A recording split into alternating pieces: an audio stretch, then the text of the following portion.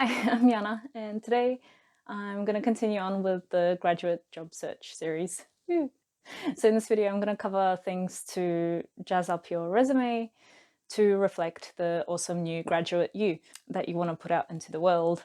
And I'll also go over some cover letter writing and trying to tailor it to the specific job that you're applying for. I really want to just preface this by saying that I'm not a careers counsellor.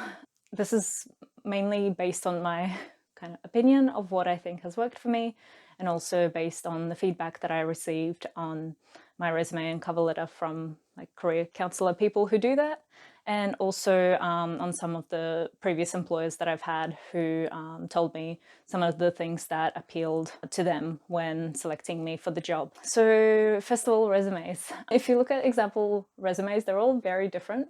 And I found that so annoying because I didn't know like what was the right way to do a resume.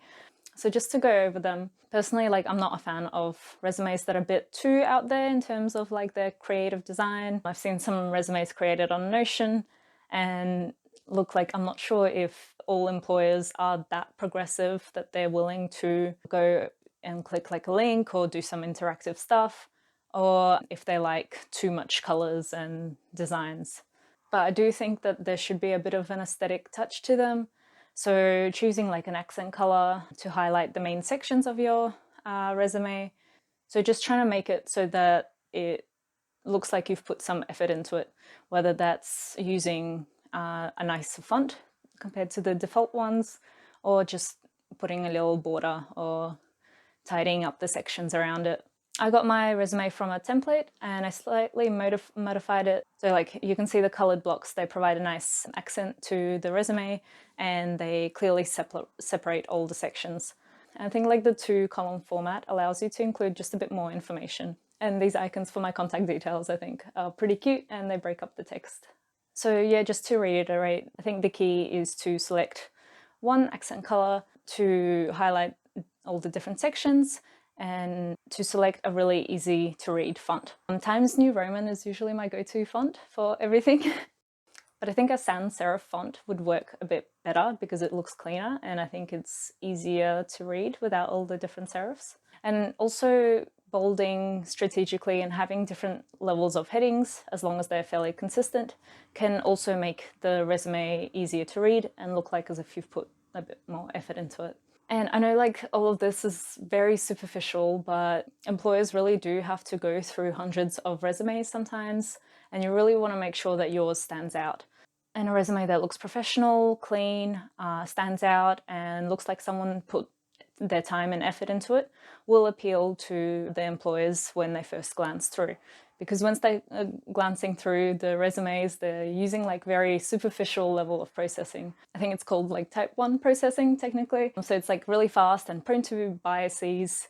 So do take advantage and lure them in with a very aesthetic resume. Now, what to include? I feel like there are a bit of cultural differences in including your personal details. So like I was really surprised to find out that in France and I think quite a lot of European countries, they include photos in their resumes and it's pretty standard to do. Whereas I think in Australia, it's kind of seen as something that could potentially discriminate you against. And I've been told that here in Australia, you only really need your name, email, and number. You don't even need to put down your home address or date of birth, because that can reduce any chance of discrimination based on your age or your postcode where you live. So I do think it's a good idea, but yeah, do double check like the norms in your country. And also I found this out pretty recently, but apparently you don't need to put any contact details of your references in. So I do have a statement that just says references are available on request. And I think it's a good idea in case people's details change or you want to protect their privacy. And also that way I can recommend different people as to be my referees based on different kinds of jobs. And now just going through the main sections of my resume, I just wanted to highlight things that I feel like they help me stand out. Again, this is based mainly on my opinion and kind of the feedback that's been given from someone who proofreads resumes. So first, the education section. That's pretty self-explanatory. Once I graduated, I deleted the details of my high school because personally I don't think that's very relevant once you have a degree. But I did see a couple of jobs ask for ATAR scores, but so far they're like high school tutoring jobs. So I guess it depends what type of job you're applying for. Again, if you're running low on space, then perhaps you couldn't leave your high school out, especially after a degree, or if you have honours or other certificates. And I included my weighted average mark for honours because personally I think it's impressive, even though compared to the rest of the honours cohort, it's really not that impressive. But I guess that could be something that's helpful for employers. Also, I included my thesis title to show that I did write a thesis in my honours year.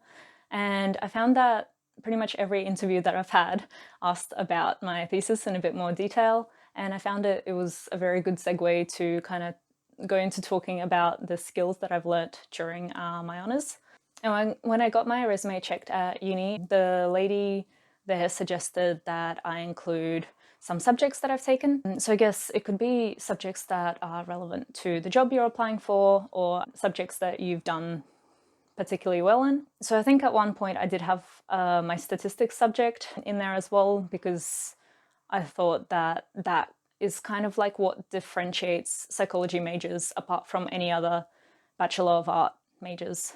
And then I got my skills section. Personally, I found that one of the hardest sections to write because it's just so broad. But I kind of tried to look for themes in my jobs previously and kind of summarize the things that I've learned. So like I had a lot of customer service jobs, so I included a lot of skills that are related to like communication and being able to deal with conflict. And I also tried to include particular skills that I've learned in my degree. And I think generally the advice is that it's good to have a mix of like soft and hard skills. So I think it is easy to make up and kind of like waffle on about how motivated and hardworking you are with a can-do attitude, but it's not something that's necessarily objective or can be tested. So I do think it's a bit more impressive to list things that are very specific and kind of hard skills like specific languages or programs that you know. And I also got a tip from the resume lady to bold the keywords, which I agree, I think it makes it a bit easier to read and kind of makes certain skills stand out, especially if you have like full sentences like me. And I got a little section for objective. I hate this section as well because it's just like, I don't know what to write. Should I tailor it to each job? But I do have like slightly different versions of this depending on the roles that I'm applying for. So like I'll have one for research related roles, one for general kind of psychology related roles, and one for like hospitality or jobs that are not directly relevant. And I also got separate sections for my activities and volunteering. I've been slowly phasing out the older things that I've done, or kind of like the less impressive things, and trying to replace it with more recent stuff. But still, I try to make sure that each specific thing that I list has a particular purpose for being there. So like, for example, Tournament of Minds, I've done that ages ago. Same like with volunteering in the church kitchen. I was like 16, 15 when I did that. Tournament of Minds, that shows that I have some creative problem solving skills and I can work in a team to solve a problem.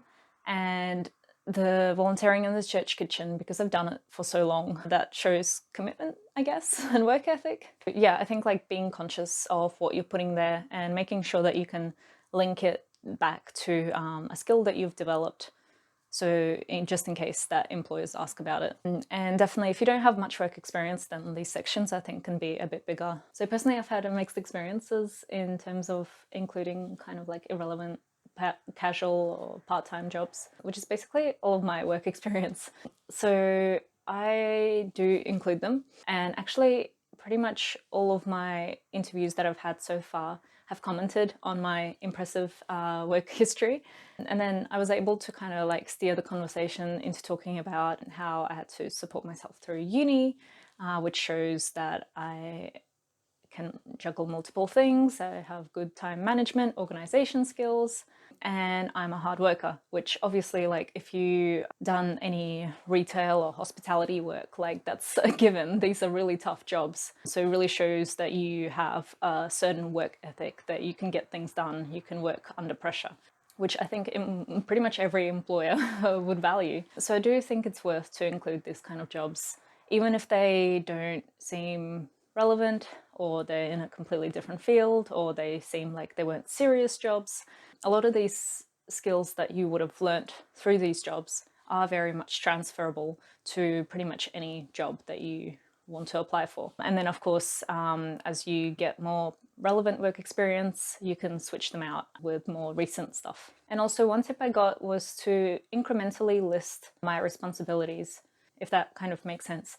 So like my first jobs, I wasn't really responsible for much stuff, but I would list things like money handling, adhering to safety standards, because they were pretty important. And in my later roles where I was responsible for more things, I didn't necessarily repeat all of these things like table service and all the other responsibilities that I've had listed before, because obviously as a waitress you'd be doing them anyway. Instead, I would focus more on kind of my bigger responsibilities like training new staff. So of course, like if you're tailoring your resume to look for like specific kind of professional jobs, but you've only had experience like retail and hospitality, try to word like the responsibilities and the roles that you've had in a way that makes it seem like they're still relevant work experience. So like I really made sure that I emphasized my people skills that I've learned, my organization, and adhering to protocols, because I think these skills are important for jobs like research assistant. It's also good to use active voice, and I'm pretty bad at it, so like my resume is not a very good example of it, but it's trying to word your responsibilities in a way that makes you seem like you're taking initiative. So instead of like doing table service, you're providing excellent table service, which is probably not a good example either, but helps to get someone to look over it, especially if they're into grammar. Now for cover letter writing, I found cover letters so hard to write, and it's probably the main reason why I procrastinate from applying to jobs. And also like in general, I find the format of it really weird. It's not natural kind of writing, not for me anyway. But I did get some tips from a couple of career people at uni that looked over my cover letters and tried to help me to make them better. So like first of all, like in general, I usually save all of my cover letters. So if I'm applying for like a secretary or research assistant role, I'll look at all the cover letters that I've written previously for these jobs and adapt it in a similar way. So it kind of saves some time, but I make sure that I specifically adapt it to that particular job position. And even though like you'll probably email it or submit it online, you should definitely follow the conventions of writing like formal letters. So it should have the address and things like that, the date, all on there. And I've heard from multiple people that it's pretty important to find out who the letter should be addressed to. Hopefully they specify it in the position description, but sometimes they don't. So you might have to do a bit of digging, like maybe on LinkedIn or something, or the company website, to find out who the hiring manager is, or who's responsible for that side of things. And that shows a bit of effort and dedication. So it could help your cover letter stand out just a bit more, because they do still read through these. And so generally I start off with a general introduction about myself, like maybe my goals and a little spiel as to why I'm interested in the job and working for that particular company. I think it's very good to be honest and to check out the company's like website, to read on their values, or they have like certain things that they'll stand for. It could be like purpose or values or the aim of the company, and see if they align with you. And it's good to use the exact kind of keywords that they use in order to write that kind of little reflective piece. And then I go into for why I think I'm perfect for the job. I try to work on this like an assignment and address the marking criteria, which would be the essential criteria or the key selection criteria in the position description. And this section can be done using dot points, which I usually don't do, but it's good to break up the text using headings. Mainly, like, I think it's good if that section is easily readable, because so you don't want like big chunks of text. And I was advised by someone to bold exact keywords that they had in the position description in the text where I'm addressing them. So basically saying, like, for example, I have written communication skills as shown by my high marks on my degree, or I have data collection experience because I did this and this, and bold the words written communication and data collection if that's the two keywords that they're looking for. It's definitely good to try and back up as much as possible what you're saying and your skills are with experience and specific examples from your previous roles. So instead of saying like, oh, I'm great at doing whatever, or I'm a motivated worker, try to explain why you think that is, or how your previous experience developed these skills. Because that's what they're looking for, is that they want to make sure that what you're saying is kind of true. And I was also suggested to try and leave like this kind of text, something about the company itself, which demonstrates why your specific experience and skills are great for that particular company and position, and also makes it seem like you didn't just tack on the two bits about the company and use the template for your cover letter. And I haven't really done that personally because I find it a bit hard to do in practice, but I think this is still good advice if you can.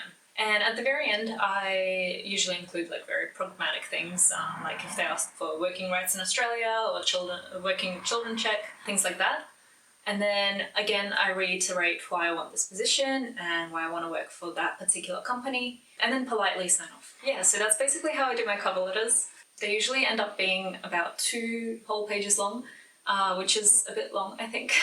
I do recommend like making sure that you double check the word count or page limit that they give, since it's usually 1 page. Sometimes they don't say it, so you can go up to 2, but I wouldn't go beyond that. And also something that confused me for a while is that sometimes you'll be asked to email a cover letter and resume to an email address, and other times they just ask for the resume. So if it's the former, I attach the cover letter and resume separately into the email, and then in the email kind of write a short summary that I'm applying for this position, I'm interested in this job, please find my resume, cover letter attached. So you don't have to copy your cover letter into that email.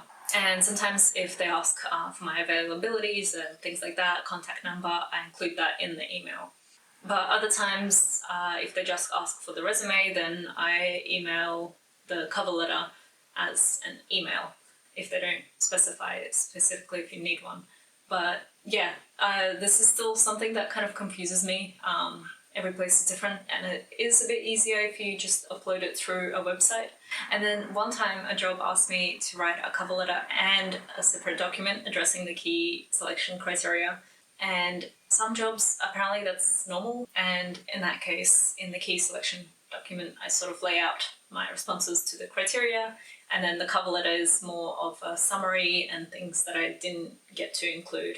My experience is not a very common way to do that, but I guess like the key point is that different places ask for different things, so definitely be on the lookout, and you want to make sure that you do things the way that they ask you to, because obviously it shows that you can read and follow instructions, which is basically a given criteria in any job. And yeah, so these were all my tips. So hopefully some of these things have given you like some tips or suggestions for how to tweak your resumes and cover letters so that you get the job.